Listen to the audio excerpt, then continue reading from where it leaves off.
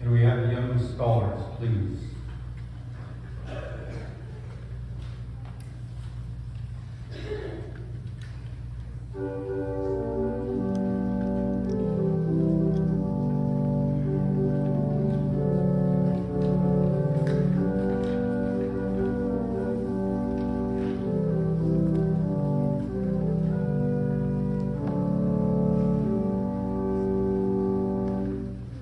Well, good morning.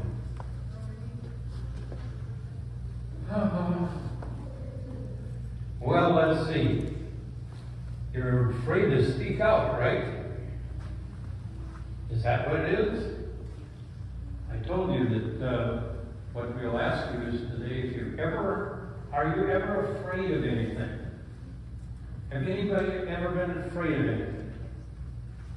Well, everybody been afraid of something. Probably afraid to come up here this morning. So, think real hard. Think of something that you've been afraid of that you don't mind sharing in this group. Don't know of anything you've ever been afraid of? Needles. Oh, when you get a vaccination. All right, so that's a good one. You're afraid of falling. Well, that's not good, is it? If you fall, you get hurt. Okay. Anything else? You're afraid of heights. Okay. How did you discover that? You go on some place that was really high and look down? Rock climbing. Do you like rock climbing? No. Didn't like it. So you gave up rock climbing. That's one way to solve a fear. What are you afraid of? Snakes. All right. Bugs. Snakes, bugs. Oh, okay. Well, we've got a pretty good variety there. So, if you're afraid of bugs, do you ever associate with bugs? No. You don't study bugs. Well, what happens if you have biology class and they bring in some bugs? What are you going to do?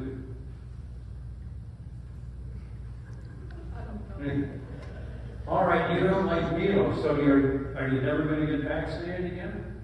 I did get vaccinated. It's very difficult. Well, how do you handle your fear when they come in? What do they do to make you less afraid? And they hold you down?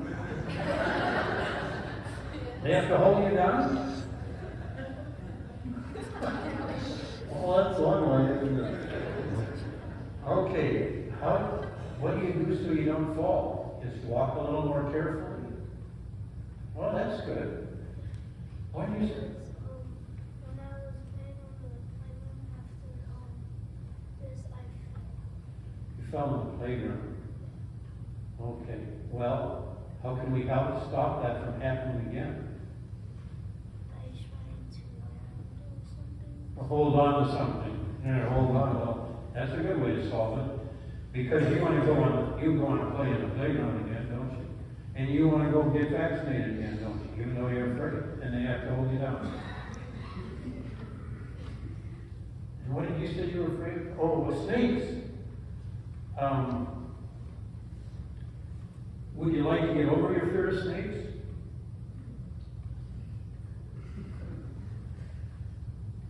You can. What do you think would be the best way to get rid of snakes, fear of snakes? Pardon? By having one. You got it. A new pet. And do you know that most snakes are good? That's what I was just scared of. You already told her that. Oh, I'm glad we shared that. That's good. Some snakes are poisonous, so stay away. The rattlesnake Yeah, some things, snakes are poisonous, you kind of stay away from them. But there's some really good snakes and they eat bugs. So you should like snakes, right? Have a lot of snakes around, you're going to ease up on the bugs. Well, you made some good points. You know that you didn't say anything. What You said heights. height? Do you not go up on anything anymore? You know. I'm going to be there. You're going to Big Ben. I'm afraid you're going to have to look down once in a while. Oh, I'm glad you're going to Big Ben because maybe it'll help you get over your fear of heights. One of the things that's important is when we have fears, we ought to have to find a way to get over the fears. And some of the best ways, is just go ahead and do it. Even if you have to be held down, get vaccinated. And find a good snake. And find somebody who knows something about snakes. And pet one. Or hold one. And get over the fear. Because fear is something that keeps you from doing things that are exciting. Oh, I was afraid of the old candy. It was left by somebody who was a member of the congregation, left about 6 months ago, and it was starting to pale and get yucky. And so it's all brand new today, so don't fear getting new candy. Give me a hand, please.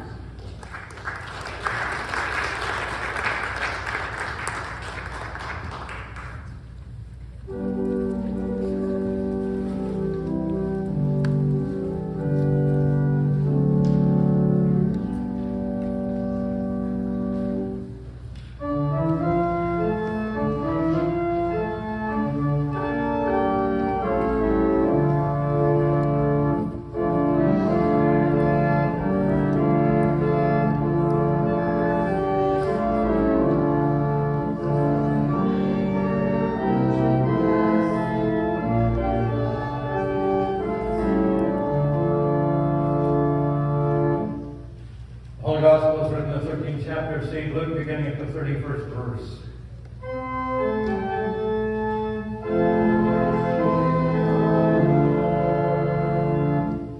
At that very hour, some Pharisees came and said to Jesus, "Get away from here, for Herod wants to kill you." He said to them, "Go and tell that fox for me, listen, I am casting out demons and performing cures today and tomorrow, and on the third day I will finish my work. Yet today, tomorrow, and the next day I must be on my way, because it is impossible for a prophet to be killed outside of Jerusalem. Jerusalem, Jerusalem, the city that kills the prophets and stones those that are sent to it. How often have I desired to gather your children together as a hen gathers her brood under her wings, and you are not willing. See, your house is left to you. And I tell you, you will not see me until the time comes when you say, 'Blessed is the one who comes in the name of the Lord.'" Here is the gospel for the day.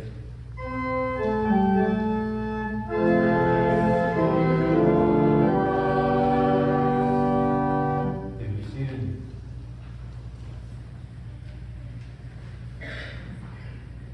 It happened almost 30 years ago, probably a little more than that. But I remember it like it was yesterday. It probably couldn't be done today, but we got on an airplane, one of the major airlines, and it happened to be April Fool's Day. And before we started out, once they had closed the cabin and they were waiting for takeoff, we got told that this is April Fool's Day. And usually plane trips are boring and unexciting, and we just thought that maybe today we would spice it up a little for you, make it a little more interesting, and make it fun. So don't take everything too literally this morning that we say. And they were supposed to think that people would remember that. Well, the first thing that happened was one of the stewardesses came out and she said, "We are going to pay a tribute to him today because it is the chief steward's birthday. So we have decided to come and sing a song for him that is appropriate to him. And they joined in the song, The Big Bad Wolf. That kind of loosened things up a little. But then the pilot got on the air, and he said, "This is Captain Thompson, and I will be your pilot today." He said, "We will be flying about 3.5 hours. We will be flying at a speed of 650 miles per hour and at an elevation of between 30,000 and 33,000 feet. And he said, we will take off as soon as I get enough courage to get this sucker off the ground." I thought that was hilarious. There were some people that were not feeling that that was appropriate. Not feeling that it really calmed the fears that they might have about flying anyway. But as I thought of this, I thought that was an appropriate statement to make, because certainly there is in a pilot a fear as they approach taking control of a plane that is carrying somewhere between 150 and 450 people, all of who they are responsible for. And I asked a pilot that was a member of our congregation in California if he felt any fear about flying when taking off. Well, he said, well, the most important part is the takeoff. That's the most dangerous part. And it is the one most likely to cause harm. Normally, if we're up in the air, he said, we'll be all right. And coming down, you really don't have to ever be afraid of coming down, even in a storm or bad weather, because normally we can handle that. The problems usually go on takeoff. But he said, yes, definitely before I go, there is a concern within me. There is a fear.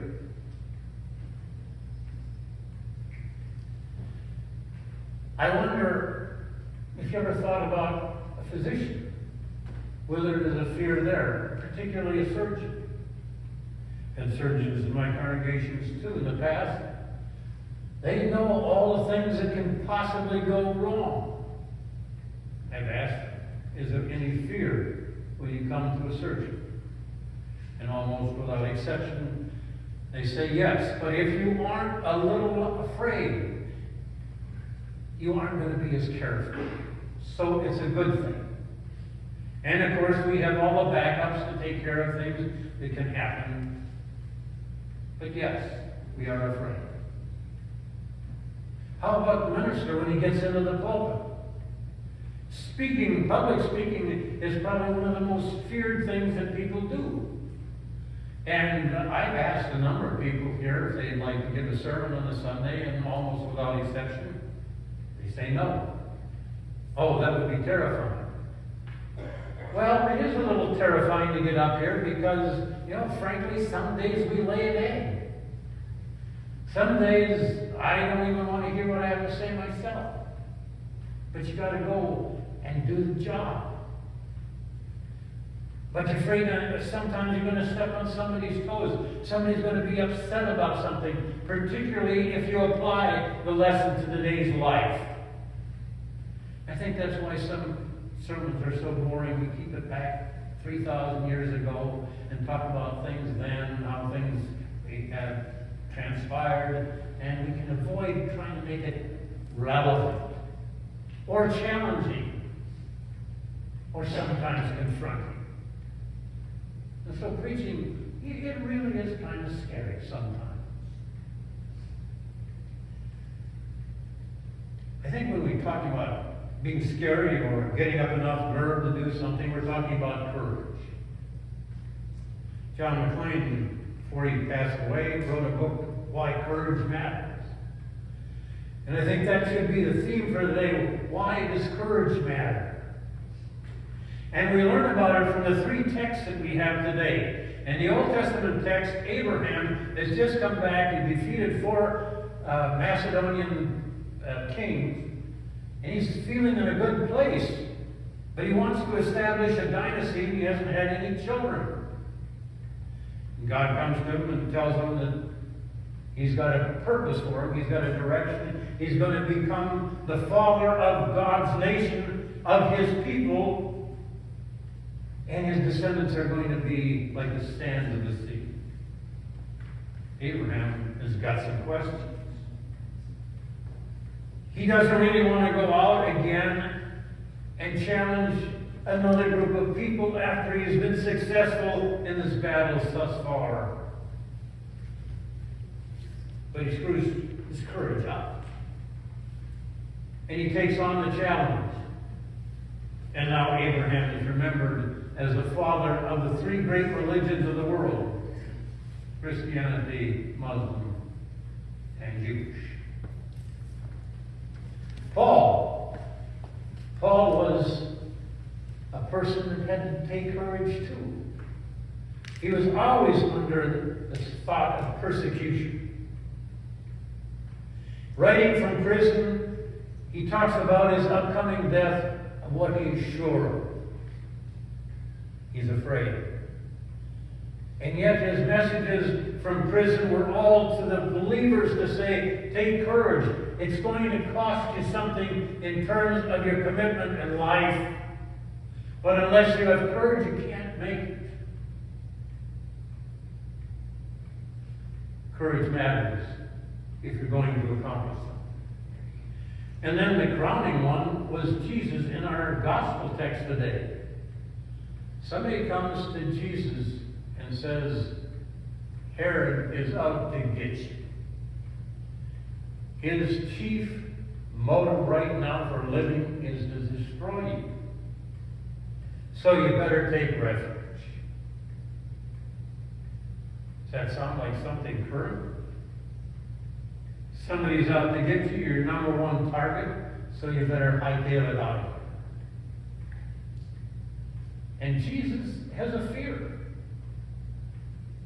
But he overcomes that fear. He says, just go tell that fox of what I'm doing. I'm going to keep up what I'm doing. Courage matters because nothing happens unless you have courage. And so Jesus, when he comes to Jerusalem on Holy Week, looking at Passover, he asks God if he might remove this cup of suffering, because he's sweating drops of blood. And yet he looks at the situation and says, nevertheless, not your will, not my will, but your will be done. And therefore Christ becomes our Savior. Courage matters. What's your fear today? Who's your Herod? What's your COVID? What are you just here comfortable with today? There are three things I think that we have to do to deal with it. And our gospel epistle and Old Testament lesson all tell us the same message. First of all, you've got to name your fears. What are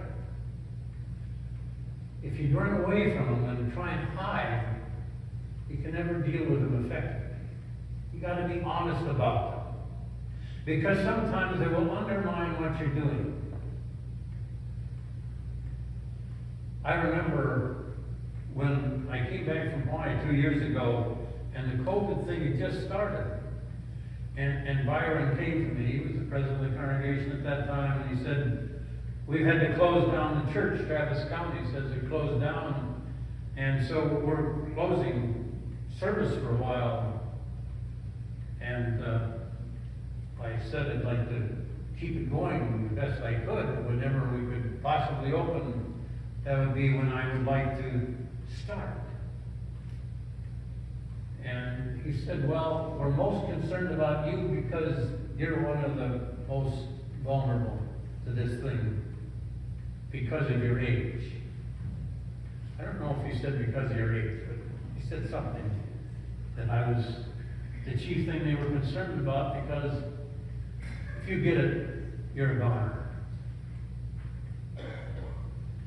And I remember I remember that week talking to your mother, Charlie, and she was talking about the church being closed, and she said, I don't care if I go to church and get COVID and die. It's okay. I don't want to be locked out of church. She unscrewed my courage to the sticking place and say, we'll open as soon as we can. Because it's not really death that I'm afraid of. That's taken care of. One of the things I am really concerned about, and I have to be remind myself that I am afraid of this. It's afraid of going and being incapacitated and being taken care of and needing to have people help dress and feed. So it's scary to go into nursing homes. And Friday I went into 3. And I would really like to get out of going into any of them, but it's really a part, not only of visiting those that are there, but getting rid of my own fear. I don't want to. But you face it. And that's it. You've got to take control and do what you need to do, even though it's scary. 2 weeks ago, the Russians started to move into Ukraine. And our president made an offer to President Zelensky. Said, we can take you and put you in a safe place. And Zelensky said, I don't need a plane ride, need bullets. I'm going to stay here. The people can't see their president run. Pretty powerful stuff. So what's your fear? Who's your hero? What's your COVID? There are things that taking you away from really enjoying life and putting your whole self into it. Then name the fear. Face it and walk into it. Pet the snake. Take the vaccine. But then trust that God will be there for you, helping you to overcome your fears. And all of that is reflected in our 3 lessons today too. Abraham gave up his reluctance to found a nation and said, I trust in God. Paul said, I've lived the life, I've run the race, but my faith is strong, it will not be deterred, and I will die in service of God. And Jesus said, I'd like to pass away from this cup of suffering, but I'm going to face it. I'm going to Jerusalem. Dr. Thomas Long talks about a woman that was at his church in one of the major metropolitan areas. Said she lived only a couple blocks from the church, but it was in a deteriorating neighborhood. She was an elderly lady, and she came to Bible study faithfully every Wednesday night.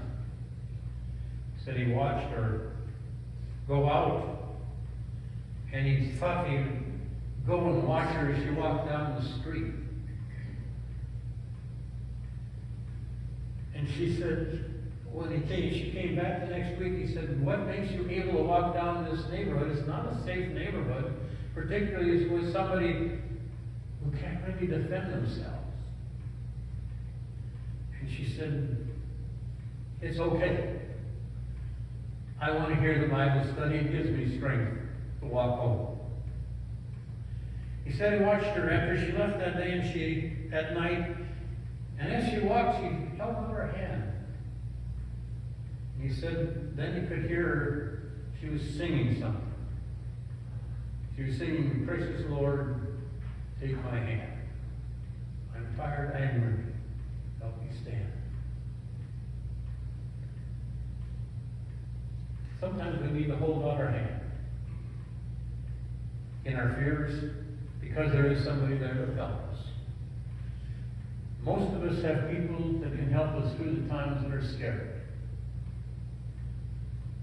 But we ought to ultimately depend finally on the power of God and the redemptive Christ. Courage matters. It what gives us life. Amen.